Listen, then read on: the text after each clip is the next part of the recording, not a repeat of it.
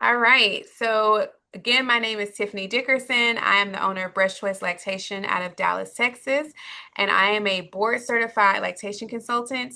I'm one of the alphabet soups, and you will hear providers in lactation. So there's a lot of different terminology, but like board certified IBCLC is just kind of like the gold standard. So we're the specialist, the specialty in our realm of lactation and helping you give your baby human milk. And today we're going to just talk a little bit about your postpartum and feeding plan and nourishing your baby and trusting your body and empowering and encouraging you, no matter what that looks like. So I don't have any disclaimers today other than we will talk about alternatives outside of breast milk just for sake of families that may be wanting to do combination feedings. I will not mention any certain alternative feeding companies in particular, but I will give you information about it so that you can know how that can also support you alongside your journey. And so, in thinking about why a feeding plan matters, because a lot of times we see a really high rate of families that start out wanting to exclusively breastfeed. A lot of them stop so much earlier. And so, number and data wise, about 97% of moms start out breastfeeding. And by 6 months in the US, we're down to less than 25%. And I want to help you guys really extend your journey if you want to do that. The biggest barriers are returning back to work and lack of support. So, those are some of the most common issues that we see. Returning to work is a big one, and I've really helped families be successful when they're returning back to work and continuing to give their baby human milk. In planning, we think about it. Planning is something that helps us get prepared and ready so that all of a sudden, when this time comes, we're not just caught off guard by it and we have no idea how to navigate it. Do I have any people in the chat today that are joining me that are still expectant or still pregnant? And you're welcome to either drop it in the chat or come off mute. Jasmine, I see your hand going up. I see you, Julie, going up. All right.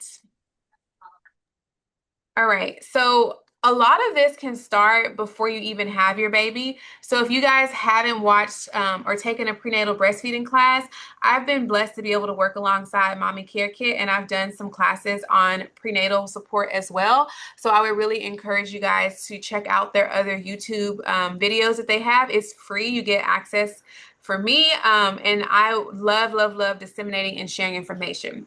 And so this analogy that I have here, a lot of us in lactation land, we jokingly call this feeding journey and jokingly say that you guys become the breastraurant whenever it is time for you to give your baby human milk.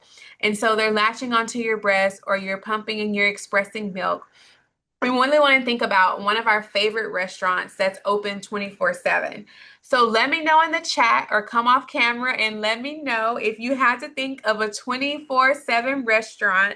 What's your favorite one? Let me know. Waffle House. Okay, come on. I was wondering. That's my favorite analogy to give. Whataburger. Whataburger. Give me my cat. Okay. So I want you guys to start to name your own body or consider naming your body. We're naming whatever the name of your restaurant is going to be, whether it's named after your baby or you're just simply going to call it the restaurant. I want you to get really familiarized with this terminology is because when we really truly allow and embrace a baby to just feed whenever they want, we're going to have much more milk. So think about your little baby is like your VIP customer that shops and frequents your restaurant every single day. That little VIP customer is going to be placing some orders multiple times a day. They're coming in a restaurant. Just imagine the same customer coming into Waffle House 8 or 12 times a day. People will probably be looking at the Waffle House like, what is going on here? Right? But in this instance, we really want to allow for those frequent feedings. So allowing your baby to feed whenever they want, it signals to your body, oh my gosh, I need more milk. It also allows your body to figure out what that baby really needs. So breast milk is very different than formula in that it changes as your baby gets older. So when you first have your baby, there's something called colostrum. And then as your baby starts to nurse more, your milk transitions, it thins out a little bit. it goes into this transition milk that still has kind of a yellow hue to it, more antibodies. It's like your baby literally getting their first dose of medicine or vaccine from you. And then it's going to slowly go to more mature milk and it's going to have like a white color.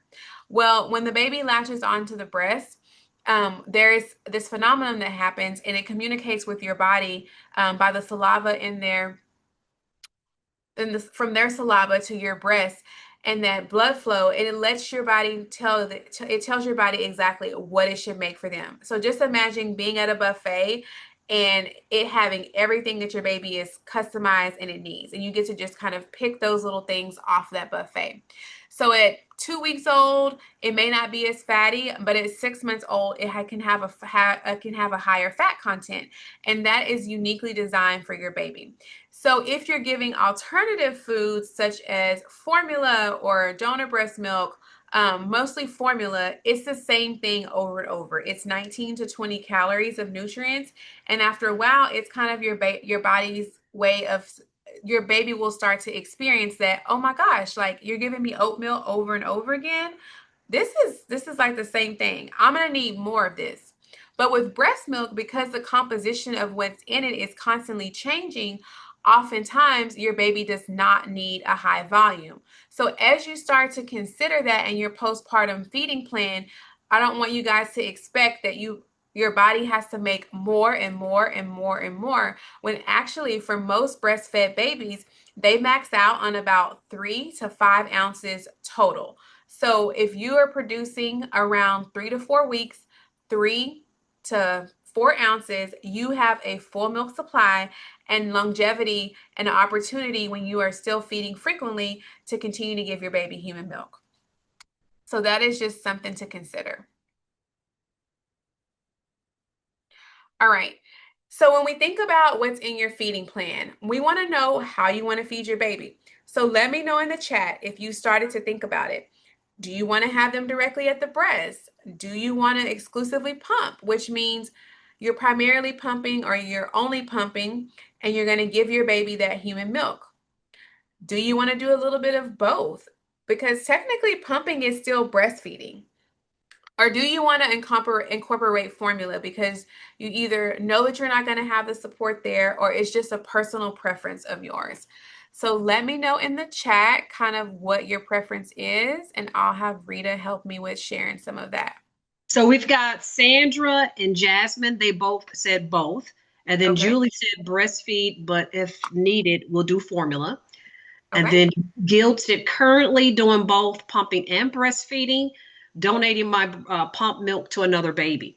Thank you. Oh That's my awesome. That's gosh. Oh my awesome. gosh. That is awesome. So I love to hear that you guys are kind of starting to think about things and thinking about what your journey may look like.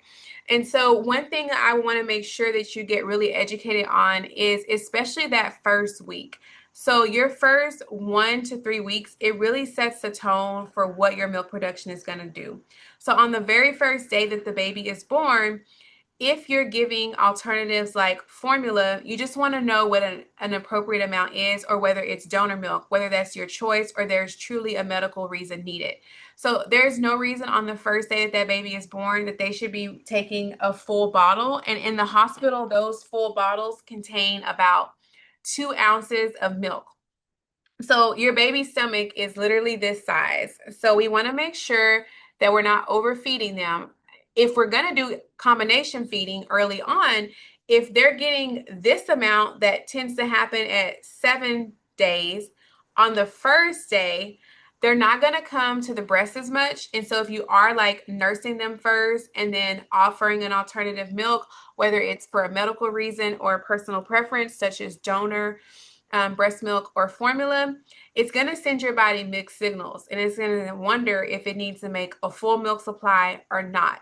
So really, really, really consider the baby getting the benefits of that colostrum, which are immunity and protection. It actually sets their gut up for long-term health.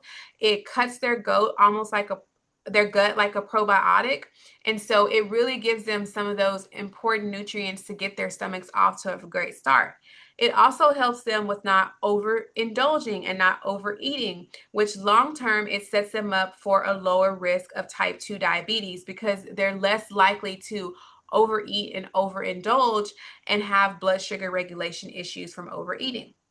And so those are just some of the things to consider. While combination feeding can happen harmoniously, just think about what your goals are, what the benefits are of breast milk, and if the combination feeding and knowing that combination feeding can be detrimental sometimes to a full supply, especially if it's done early on. Okay. And so then we start to understand, no matter how we feed our babies, that those first early weeks, there is a lot of growth happening.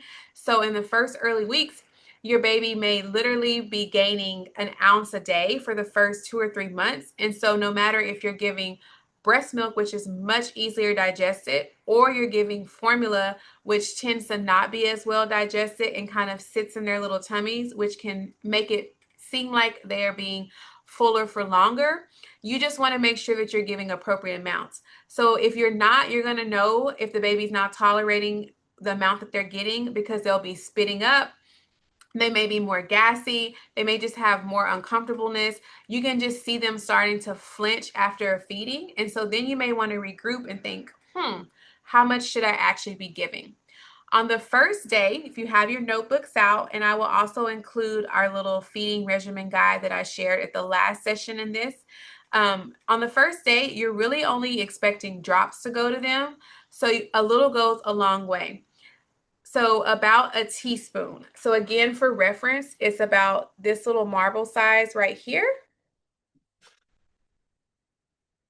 It's also, if you can see, this is what we call a colostrum catcher. And so it holds about 5 milliliters or a teaspoon. So that's not even always this amount. Maybe half of this is all they're getting each feeding. So the second to third day, it starts to increase and they're getting more about a tablespoon.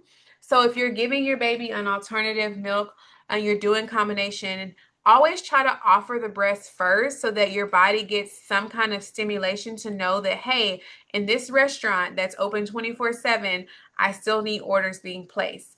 When you place that order, it can really help because if you just only give your baby alternatives such as formula without allowing them to come to the breast, or you're not pumping to stimulate it, then your body is going to think, oh, you don't need this milk, and the restaurant is going to go out of business.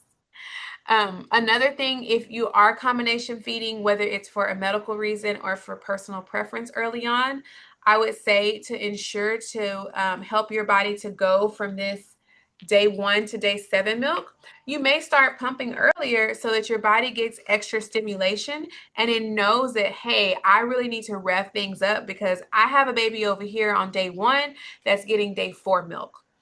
Medical reasons to supplement are if the baby has lost greater than 10% weight loss in the first 2 weeks, if they are on blood sugar checks because maybe you're dealing with some gestational diabetes or type 1 or type 2 diabetes, if they have a high jaundice level that the pediatrician is wanting to try to flush it out, and that's a yellow tone to their skin that we sometimes see, or if they were in the NICU, a lot of times they will be supplemented. So those are true medical reasons that you need a supplement. And so as we start to think about this feeding plan, we want to think about it short and long term. And so in the long term realm of things, it's going to be what is this going to look like long term for me? If I know that I have to return back to work, do I need to go ahead and start thinking about what my pumping schedule is going to look like? So I know we had a mom on the line that has a 9-week-old that may or may not be returning back to work. But if you're working 8-hour shift, for example, you will want to have at least 3 milk removals on average during that 8-hour shift. And also it's kind of good idea to, if you have the daycare where you can see your baby on camera, look at your baby on camera while you're pumping.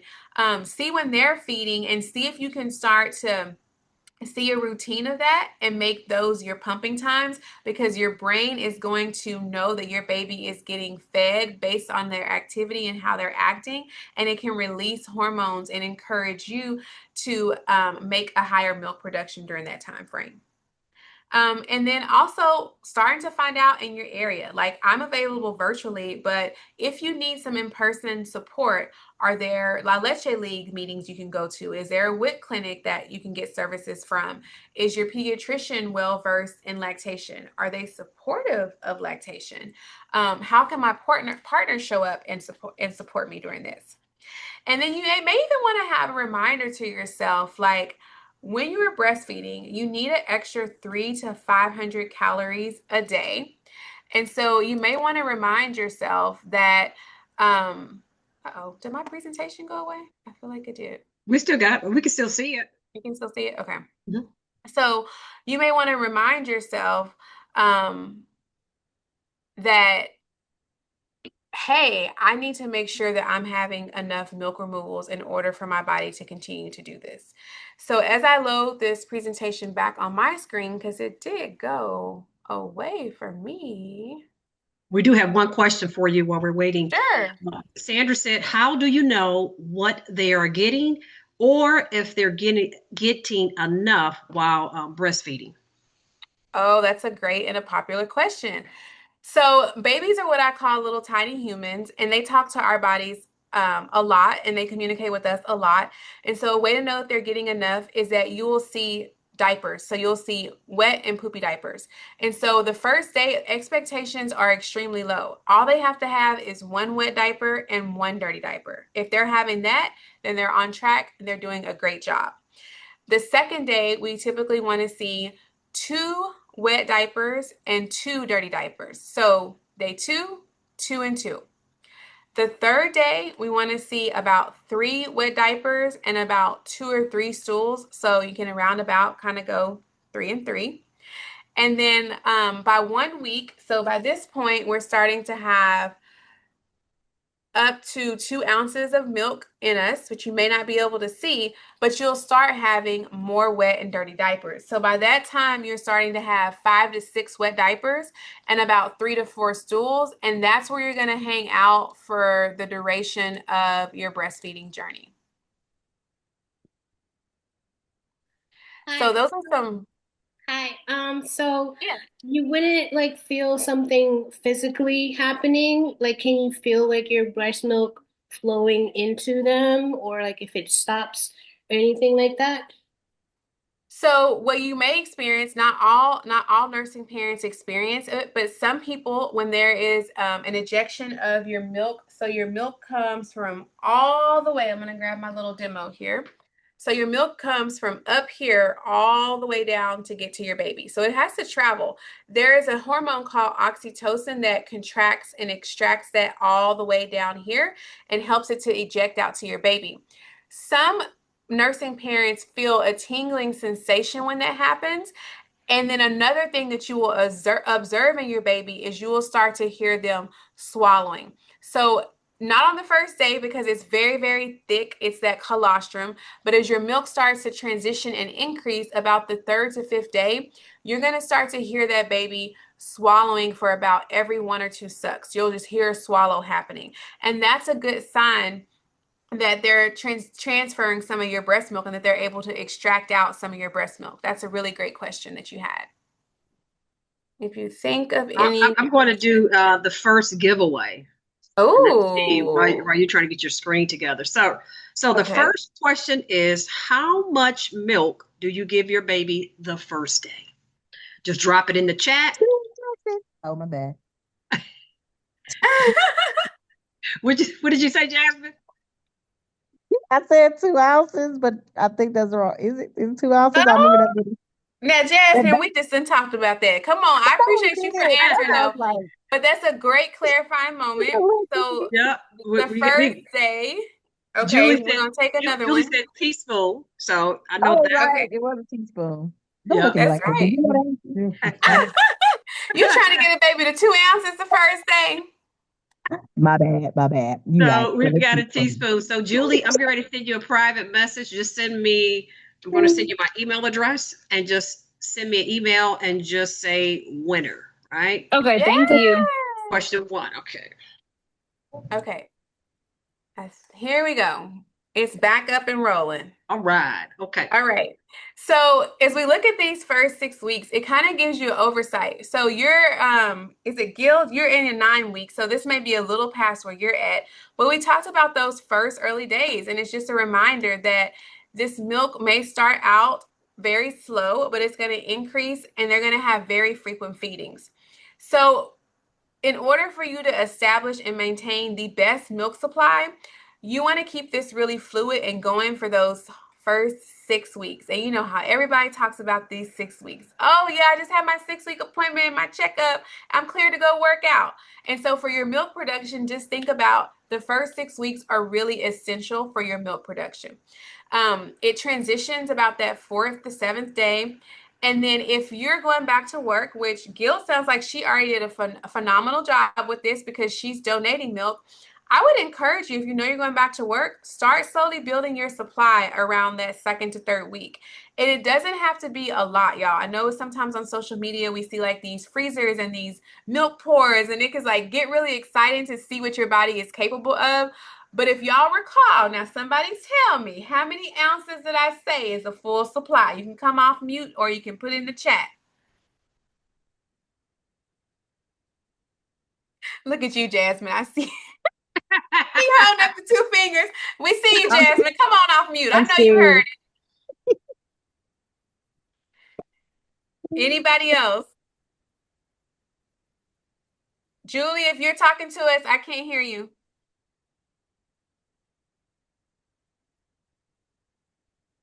She's moving Okay. around. She's moving around. Okay, so what we're expecting is about 3 to 4 ounces is a full milk supply, and we see that around 2 to 3 weeks.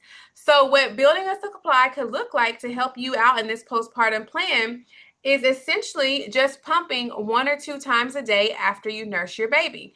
I would recommend if you're a night owl, middle of the night is going to be in your favor because your prolactin level that tells your body to make milk, it surges and it increases. And so you're going to typically make your highest amount of milk in the middle of the night and first thing in the morning.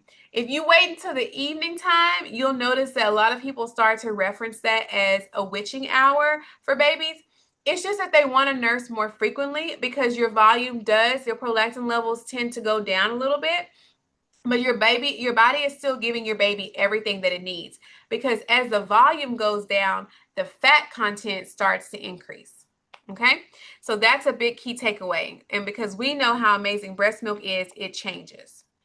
All right, so who's already gotten their breast pumps? Do you already have a pump? Let me know. If you do, share with us what pump you've decided to get.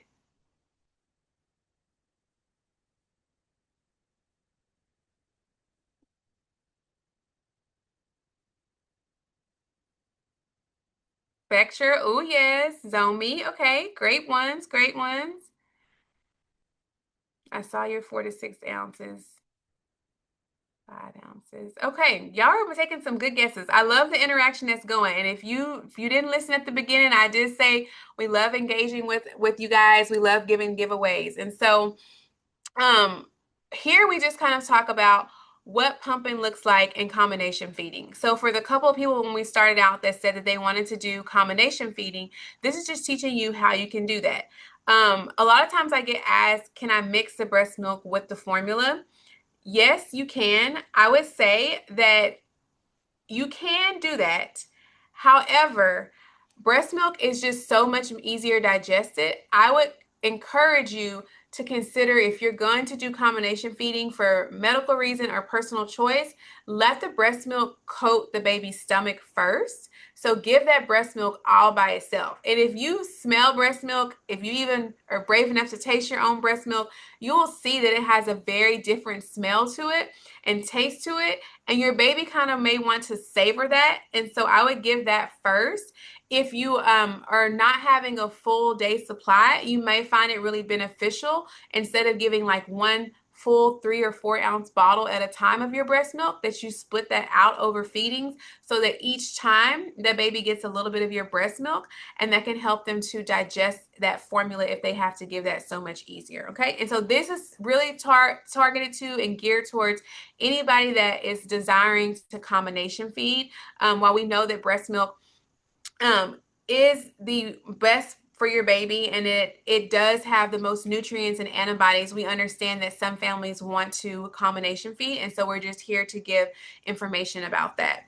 And so again, I encourage for pumping that you pump after your morning session, because your prolactin level is going to be really high. Have you checked out your space at your job yet to see, does your employer have a space that is going to be friendly and conducive to you being able to pump if you need to? Or do I have any work from home people on the call today?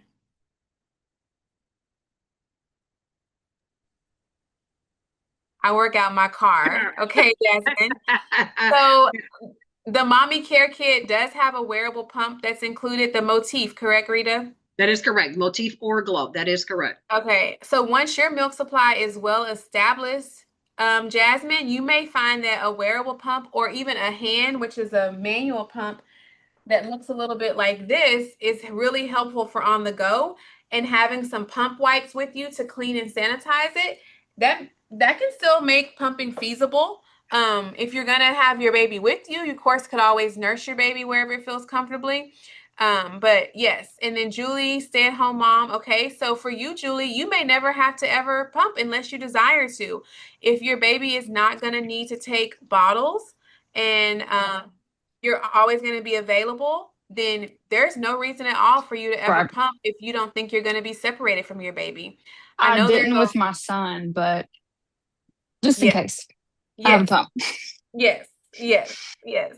So if you're going to have a date night, or if you're going to, have time away, or you're going to want opportunities for someone else to help you with feeding your baby, Julie, then you want to make sure that you give them a bottle. And the ideal time, guys, if everything is just going peaches and rainbows and you're just nursing your baby at the breast, to start pumping would be 3 to 5 weeks. And that's the most ideal time as well to give a bottle. So those are just kind of things to kind of factor in and consider. And then and again, these slides will be available to all you guys. No matter what pump you're using, this rhythm usually helps my families a lot with maximizing their milk production. And so when you're pumping, you're entering into a stimulation mode on the pump that, again, is trying to get that milk from up here all the way down here. And so when they first starts out, it's going to just go really fast. That's how the baby suckles at the breast as well. So the pump is just going to go a lot more gentler with kind of a faster suction and speed. And that's trying to extract it from up here all the way down here. And so doing that for 2 or 3 minutes will usually allow your body to have that ejection of milk. You may feel that, you may not. That's what's referenced in the social media realm as like a letdown. You may feel that, you may not. And then you're going to go into an expression mode that's going to be a little bit of a deeper and a longer pull, and you can customize these settings on most pumps. When you see your milk slow down and stop, or start to just trickle, you can go back through that simultaneous mode again to try to help your body to release another drop of milk. Does anybody know how many of those letdowns you typically have during a feeding or a pumping session on average? 2, Guild. Okay. Mm-hmm. 1. You said 1. Mm-hmm. Anybody else want to take a guess at it? Drop it in the chat. Drop it, drop it.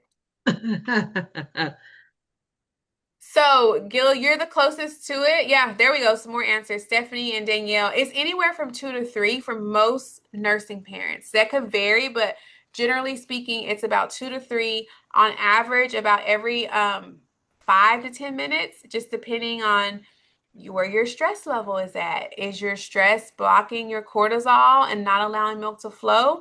So those are some things on your postpartum planning. If you're having a very stressful job, how can we start to reduce your stress level so that when you do have to pump when you're at work, you can have an optimal milk ejection release or a letdown, okay? So those are some things you want to start considering. And then got to put this milk somewhere. So I have some information on thinking about what storage is going to look like. There's so many tools on the market now that weren't before. So for my healthcare workers or my teachers, this thing is called a Series Chill. And so this device is basically like a double insulated thermostat cup. And so you can pour the milk in here and you can put ice into this part of it. So this opens up as well. Ice can go in here. And when you put it inside of here, it holds about 30 ounces. It will keep your milk cold for at least 24 hours. And so for Jasmine in the car on the go, you could just, yeah, I got you covered. We didn't make it. We have no excuses. We have nothing but support around here in education. So you could just pour all that milk into here. You also have the option to pump directly into this. So there's an attachment piece where you can pump. You can also rewarm. So you could put hot water in here and your milk inside of here and drop it in here. And now you have a warmer on the go. So this is really great product that really makes going back to work and continuing to give your baby human milk a breathe. Great for traveling as well. So if you're going to be taking a trip, really easy to travel with that, not having to carry a whole lot of bags. And then when you do get to your destination and settle, you can disperse that milk or give it to your baby as you need to, and it can stay at a regulated temperature. So that again is called Series Chill, and it's not spelled how it sounds. It's spelled CERESCHILL.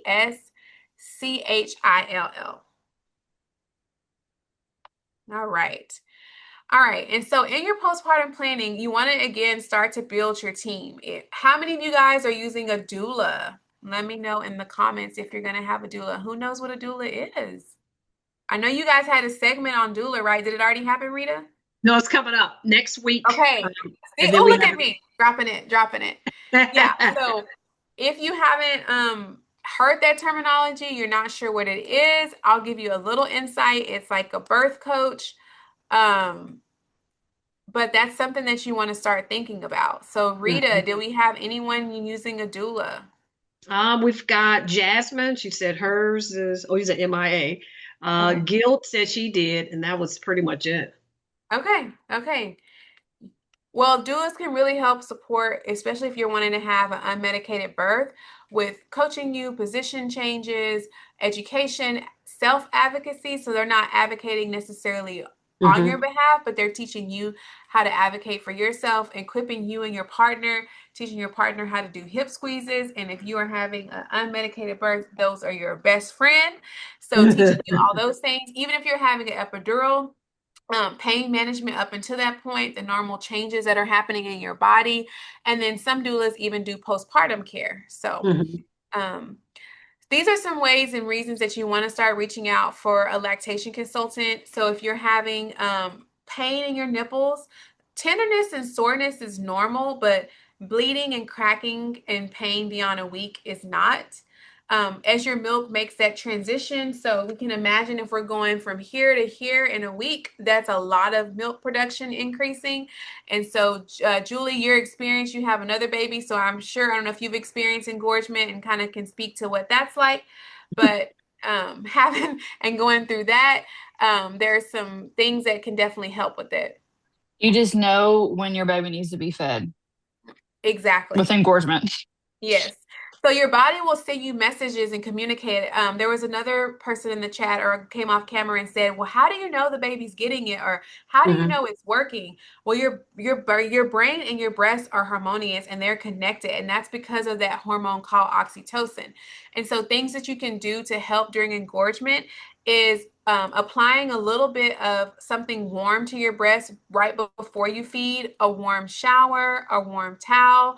And then the biggest one that really helps is after you nurse, using something cold. So a cool wash rag or a bag of veggies out the freezer. You may not think that it sounds comforting, but it can be extremely comforting whenever that engorgement happens because your breasts are swelling up in response to your milk increasing.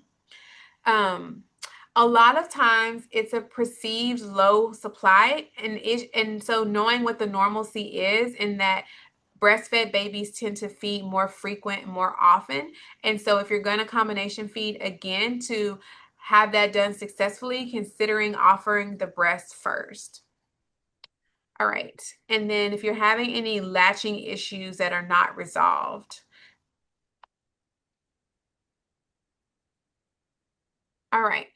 So hydration. So in your postpartum planning, how many of you guys are learning in pregnancy that you got to keep yourself hydrated more than you do when you're not?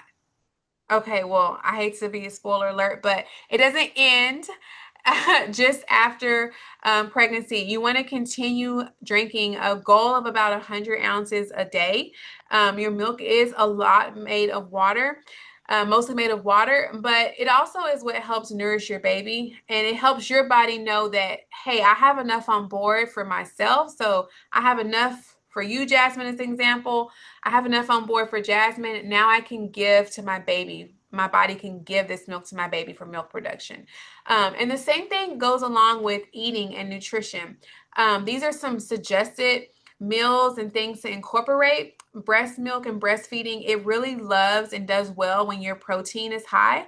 So even if you are like vegetarian or vegan, like broccoli is a great way to get it in. Hemp hearts is a way to get it in. Broccoli is higher containing. Dark leafy vegetables can be helpful in. And then if you are vegan or vegetarian, you want to be taking some kind of B12 supplement under the guidance of your provider. You've heard probably dates suggested during pregnancy to help with the labor. Well, they can also be very supportive as well with breastfeeding and milk production. And again, there's a big trend now about collagens and how good collagens are for us, and knowing that protein and even found in bone broths can be really helpful. And in postpartum, you really want to try to prioritize putting warm things in your body because that can aid in your postpartum recovery. So an easy way to help you get the water in is if you're, nursing or pumping 8 to 12 times a day. Every time you nurse or pump, set a goal for, having a glass or a glass and a half of water, and it's going to make achieving that so much more sustainable. We do have one question for you, Yes. Tiffani. Sandra Sure. wanted to know, she's concerned about the gassiness with the broccoli. Any recommendations for her? Sure. So there is a big misconception that we can't eat certain foods because they're going to cause the baby to be gassy. There are certain foods that actually cross the blood barrier, which can affect the baby. Broccoli is not one of them. It's more of cow's milk protein and higher allergen foods. So things like dairy can sometimes affect babies. And so you kind of indulge and eat what you want. And if you start to notice that your baby is having more gassiness or fussiness, definitely, kind of pair yourself up with your pediatrician and your lactation consultant and start removing things one at a time from your diet, more of the higher allergen things. But again, you definitely don't want to just take everything out of your diet because you may be able to still have things that you think you can't. Sometimes eggs are not as well tolerated by some babies. Usually those kind of things show up closer to like 3 weeks is when the baby's gut kind of wakes up and is like, oh, I really don't like that dairy that you're eating. Let's kind of work this out. And so slowly removing those things. And in the instance, if you're combination feeding, a lot of those alternative milks like formula are cow's milk protein based. And so your baby may have to go on a special formula that is partially hydrolyzed, meaning it's partially broken down, or hypoallergenic to make it easier for them to tolerate that. So those are things that you would be pairing up with your pediatrician and your lactation consultants to get support through. She asked about goat milk. Do you think goat milk is better? There are some goat milk based formulas. I won't name the specific names for sake of like not endorsing any particular companies and brands, but some babies that don't tolerate traditional cow's milk protein based formulas may tolerate those goat milk based formulas. Before one, it is still recommended that your baby is getting either breast milk, donor milk, or formula before the age of one. Okay. And then we have another question. Elaine is asking, am I allowed to have caffeine or low mercury raw fish like salmon sushi while I'm breastfeeding? She said it has been a part of her cravings and she can't wait to have sushi again. Yes, yes, yes, yes, yes, and yes. Yes to all those things.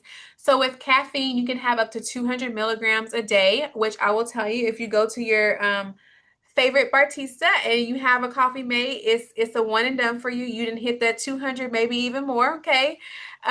So Julie, I see you, Julie, over there. Have your caffeine. Just try to be mindful of it. And also timing can be really helpful with that. So nurse your baby, then have your caffeine drink, and then by the time that you go to nurse your baby again, some of that has already gotten into your blood system and excreted out, and you're less likely to see an impact on your supply. And then also prehydrate. So I always say hydrate before you caffeinate. So same thing is true. Give yourself a little bit of hydration before you just go with having your caffeine. And then as far as the salmon and the sushi and that kind of thing, completely Mhm. safe to have with breastfeeding. No issues. Salmon is actually one of our favorite ones with protein. It actually is a lactogenic food, meaning that it can support your milk production. The Okay. omega 3s in that are great as well. Stephanie has a question. She said, I was Yes. instructed to get D drops since the only thing breast milk lacks is that nutrient. Ah, there's so much. There's so much of a debate around that. And so I will say, yes, your baby does need extra vitamin D. Oftentimes, if you're combination feeding, that's not the case because they add that into formula. But if you are breastfeeding, one or two methods is encouraged to help your baby get that is either giving it to the baby directly or you as the parent, according to the Academy of Breastfeeding Medicine, taking 6,400 micrograms or more of vitamin D yourself, and that will then be enough to give to the baby. Now, if you know that your baseline, you're already deficient in vitamin D, then that may not be a good approach for you and your baby. So always consulting with your providers and making sure everyone is on the same page. Okay. And so we've talked about the village and the community already. Finding out, like I said, are there some local mom groups? If you're expecting, do you know somebody right now that's breastfeeding that you can go and actually like literally watch them breastfeed and see what it's like? Because we learn so much by modeling, and I think our society has stigmatized it so much and gotten away from that we don't normalize nursing out in public, and we have to have laws and regulation around public breastfeeding when really we're just nourishing our babies. And I think if getting back to that and normalizing that so much more will allow us to really go back to this communal feel of it, where we just sat in a circle and we looked around and we saw and we learned from our ancestors of watching them nurse their babies. In La Leche League, that is what it's kind of based on. And like you're able to go into a communal space with no charge for other breastfeeding moms, and you will see them breastfeeding a lot, and you can see what tips they use and tricks they use to help get their babies on. And so I think just taking it back sometimes to the very bare basics is a great way to kind of learn. So a sister or auntie, a cousin, someone that's in that space.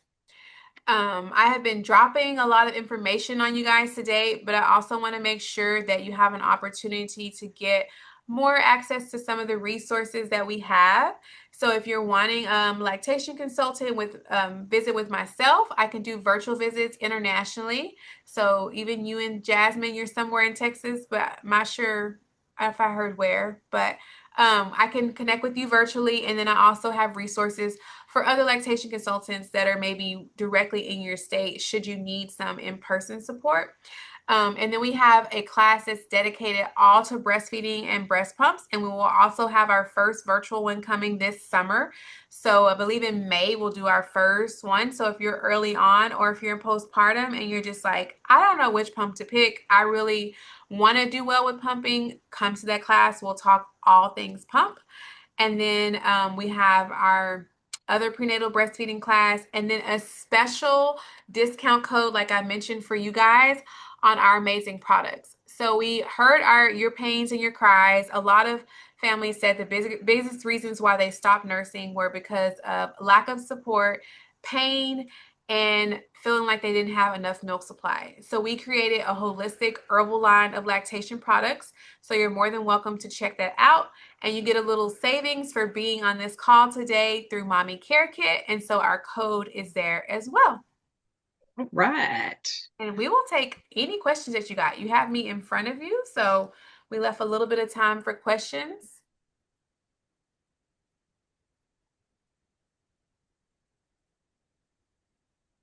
Any questions? Any questions? And you can come off camera or you can drop them in the chat.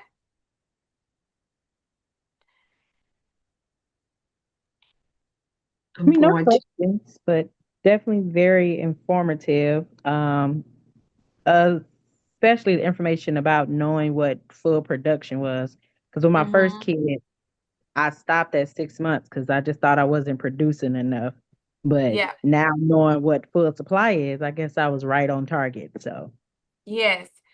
And it will change as your baby gets older. And remember, it's like a lot of the fat content in that milk is changing. You'll notice at like 6 months, there's like a little realm of fat around that milk. You'll only see it if you're pumping. If your baby's nursing directly, you're not going to see it. But you'll know because they're gaining. And so early on, there is a much higher weight gain that's kind of expected. So they gain about an ounce a day. So 5 to 7 ounces a week for the first 2 months of life. But then as they start to have more activity, they're starting to have more wake time. They're starting to kind of roll over. They're expendituring more nutrients and calories. Your milk fat is going to start to increase to help them meet those milestones. And so as long as you're making about 3 to 4 ounces, you're in the category of welcome to the club of just enough. We have fun over here too. And there's not this like reason that you have to make 8 and 10 ounces. It just means if you're in our little special tribe that you're gonna have to feed that baby probably about 8 or 10 times still as they get older and solids are introduced and the fat content in that milk changes. You may see that you're able to like maybe go 6 to 8 times and still have a full milk supply. And so the biggest thing is like when you go back to work is ensuring that you can keep some kind of harmonious rhythm going where you're extracting that milk enough so your body knows that the restaurant is still open for business. Okay.